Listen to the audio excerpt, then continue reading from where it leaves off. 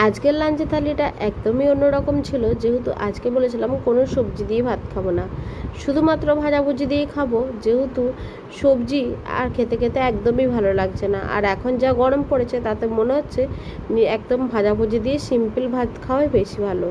তারপরেই তো নিরামিষ, আজকে মঙ্গলবার, সেই জন্য কিন্তু আরও বেশি করে নিরামিষ ভাতটা ভাজাভুজি দিয়ে খেতেও ভীষণ ভালো লাগে। আজকে ছিল মেনুতে প্রথমে কিন্তু গরম গরম ভাত, তার সাথে ছিল মুসুর ডাল, যেটা লঙ্কা আর পাঁচফোড়ন দিয়ে করা হয়েছিল। আর ছিল কুমড়োর বেগুনি, যেটা কুমড়ি বলে, আমরা তো কুমড়ি বলি, তোমরা কে কী বলো সেটা একটু জানিও। তার সাথে ছিল ঢ্যাঁড়স দিয়ে আলু দিয়ে ভাজা। আজকে অনেক দিন পরে ঢ্যাঁড়স আলু ভাজা করা হলো। যেহেতু নিরামিষের দিনে তরকারিটা ভালো লাগে না, সেই জন্য কিন্তু ঢ্যাঁড়স আলু ভাজাই করা হয়েছে। ওই যে তোমাদেরকে বললাম আজকে যেহেতু সবজি খাবো না, সেই জন্য কিন্তু ভাজাভুজি খেয়েছিলাম। আর তার সাথে ছিল পোস্তর বড়া। পোস্ত খেতে রোজ দিন আলু পোস্ত আর টমেটো পোস্ত খেতে একদমই ভালো লাগে না, সেই জন্য মাঝে মধ্যে পোস্তের বড়াটাও কিন্তু ভালো লাগে।